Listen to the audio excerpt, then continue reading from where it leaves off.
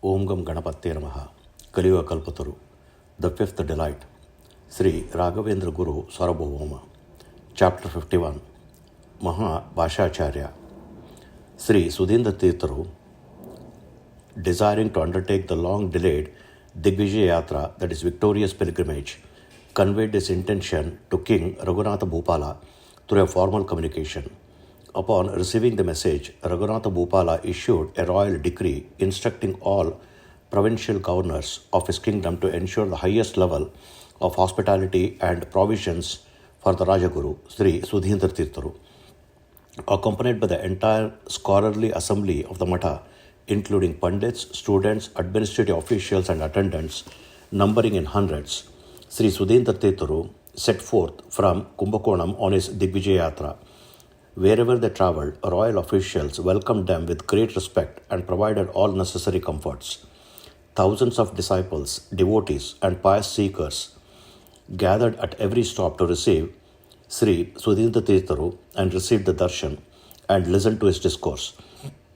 Through spiritual lectures, Deva Puja, that is ritual worship, philosophical expositions by scholars, and the Guru's own profound teachings, these fortunate followers found spiritual fulfillment. The pilgrimage continued successfully as planned. In due course, Sri Sudhindra Tirtharu and his entourage proceeded towards Rajamannaragudi. There, the royal representatives received the Rajaguru with grand honours, welcoming him with regal splendour and arranging for his stay in the royal palace. The next day, an elaborate bhiksha, that is ceremonial offering of alms, was arranged in the palace.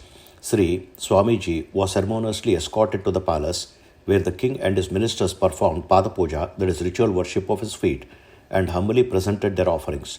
That afternoon, Sri Sudhindra Tirtharu, along with the assembly of scholars and students, visited the temple of Sri Rajagopala, that is Sri Krishna, for divine darshan. Overcome with devotion, they were filled with immense joy and spiritual ecstasy in the presence of the Lord. As Venkatanatha stood enraptured by the darshan of Sri Gopala, immersed in devotion and reciting Vedic hymns in the praise of the Lord, a remarkable event occurred.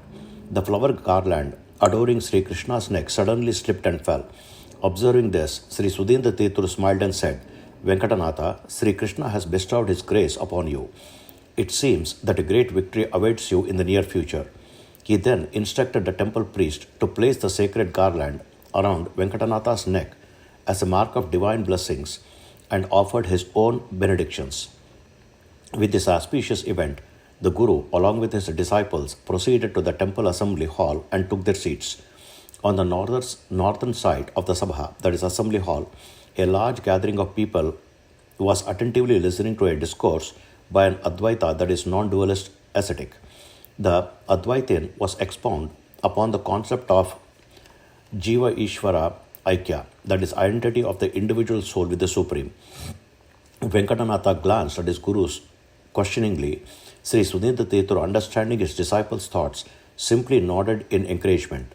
Inspired, Venkatanatha slowly stood up and approached the Advaitin, followed by Ramachandra Acharya and 5 or 6 other scholars.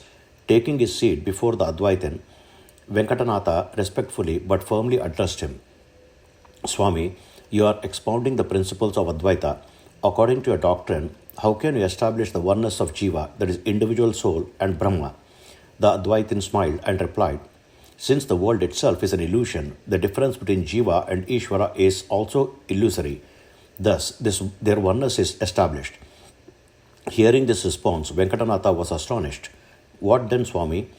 Your argument does not establish any valid proof of Jiva Ishvara Aikya. This does not serve as an authoritative evidence."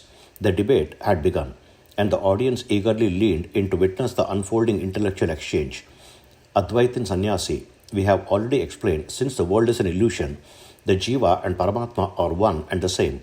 Venkatanatha, smiling, "It seems you are more interested in providing the world as an illusion rather than establishing the oneness of Jiva and Brahma. Very well then, how do you establish that the world is an illusion?" The Advaitin once again attempted to argue in favor of the world's illusory nature instead of providing the non-difference between Jiva and Brahma. However, Venkatanatha immediately refuted his claims. The debate escalated, but the Advaitin soon found himself overwhelmed by Venkatanatha's sharp reasoning and logical precision. Unable to counter him, the Advaitin fell silent. Venkatanatha, since the illusory nature of the world cannot be proven in any way, it logically follows that the world is ultimately real. Thus, your claim, the world is an illusion, is inconsistent and baseless. Furthermore, you have failed to provide any valid scriptural proofs to establish the oneness of Jiva and Brahma. Seeing their Guru fall silent, one of the Advaitin disciples, afraid of their impending defeat, tried to divert the discussion by attacking Venkatanatha's language instead of his logic. Raising his voice, he declared, Acharya, he used the term Kimchata. This is an improper expression. No scriptures ever mentions such a phrase, and no scholars has used it before. Venkatanatha laughed and retorted, It is now clear that you have no knowledge of Vyakarana, Mahabhashya, the great grammatical treatise. Another disciple, now even more agitated, sneered, Where is Mahabhashya, and where are you? You seem to be full of arrogance. If you claim such expertise, can you explain the grammatical derivations and counter-arguments? Without hesitation, Venkatanatha began reciting and analyzing the Mahabhashya, fluently interrupting the complex grammatical nuances. As he continued, another disciple, enraged like a snake, struck by a stick, interrupted aggressively. Acharya, if you are so knowledgeable, then explain the grammatical forms of the root verb pla in both Yablu and Shatru conjugations. Before the disciple could even finish his sentence, Venkatanatha immediately responded, Papat, given the precise conjugated form. Then, without the pause, he turned to the Advaitin and challenged, Now tell me Ganta form of the same root verb pla. Seeing his effortless mastery over the intricate grammatical forms, the Advaitin and his disciples were dumbfounded. Unable to provide an answer, they stood with their heads lowered in silent defeat. Venkatanatha, maintaining his composure, turned once again to the Advaitin and said, Swami, I have answered your question by providing the Yablu conjugation of the root word pla. However, your disciples have failed to answer my question regarding his Yaganta form. Perhaps you could provide the answer yourself. The Advaitin fell in a deep thought, pondering over the grammatical complexities. Despite prolonged deliberation, he was unable to determine the correct Yaganta form of the verb. Seeing their Guru's silence, the Advaitin disciples too stood speechless. The gathered audience, witnessing this intellectual trump, erupted in joyous acclaim, celebrating Venkatanatha's mastery and unparalleled debating prowess. Sri Sudhinta Tirtha was filled with immense joy at his disciples' victory. He warmly praised him. Acharya, do you now see the grace of Sri Krishna, how swiftly victory was granted to you? Commending him further, the Guru led everyone back to their resting quarters. That evening, a grand assembly was convened at the royal palace, presiding over by Sri Sudhinta Tirtha himself.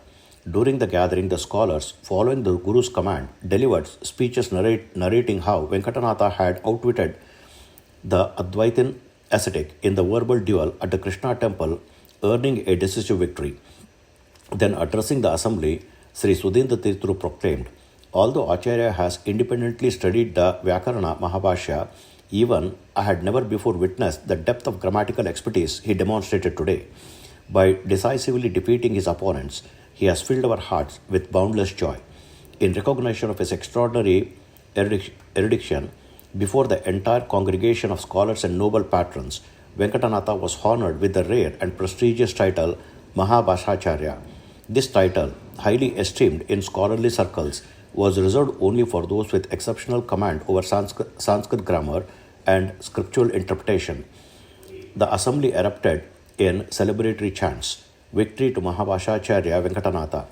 With Shri Hari's supreme grace, Venkatanatha humbly accepted the honor. With great reverence, he bowed before his Guru, offered his devotional salutations.